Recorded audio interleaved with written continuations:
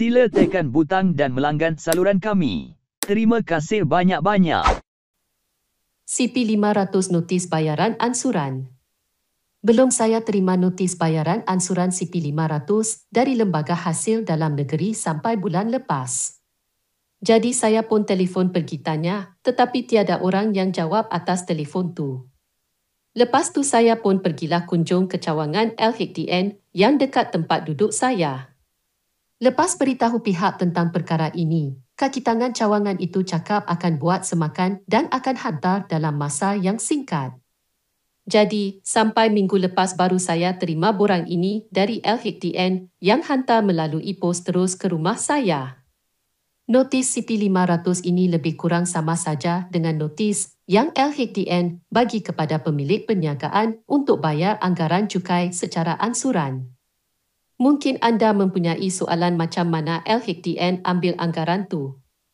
LHDN ambil dari cukai pengisytiharan yang kita serahkan pada tahun lepas atau tahun sebelumnya. Di sanalah boleh LHDN dapatkan anggaran cukai yang perlu dibayar secara ansuran. Contoh kita dapat notis bayaran ansuran untuk tahun 2022 ni. Apa yang LHDN buat anggaran adalah mereka akan ambil cukai sebenar yang kita bayar pada tahun lepas untuk tahun taksiran sebelum itu. CP500 ini cuma diberikan kepada pemilik perniagaan enterprise sahaja.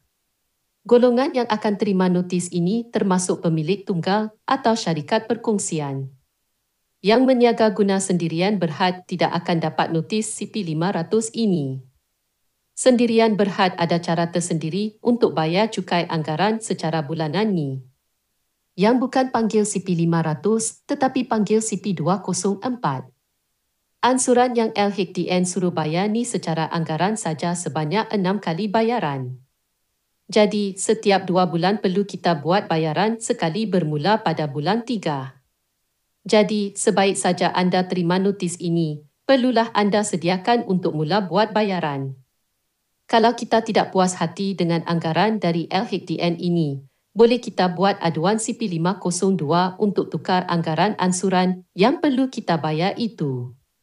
Sekiranya kita lewat bayar, secara contoh, ansuran yang kita perlu bayar pada bulan 3 tetapi kita abaikan.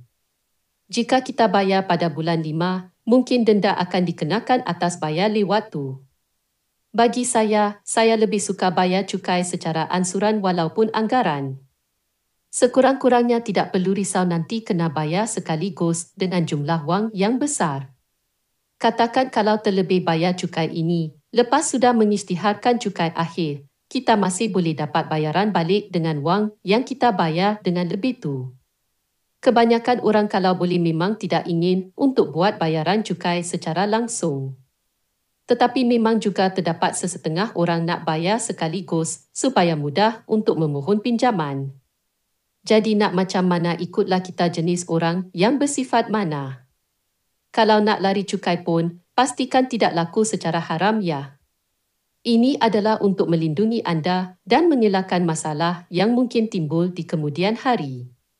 Sekiranya anda dulu enterprise tetapi sudah tukar ke sendirian berhad dan sebelum tu anda ada buat bayaran ansuran, maka lepas tukar ke syarikat sendirian berhad, tidak perlu lagi anda buat bayaran untuk CP500 ini lagi. Boleh anda kunjung ke mana-mana cawangan LHDN dan beritahu kepada mereka bahawa anda sudah tidak guna enterprise lagi. Mereka akan kemas kini dalam sistem mereka.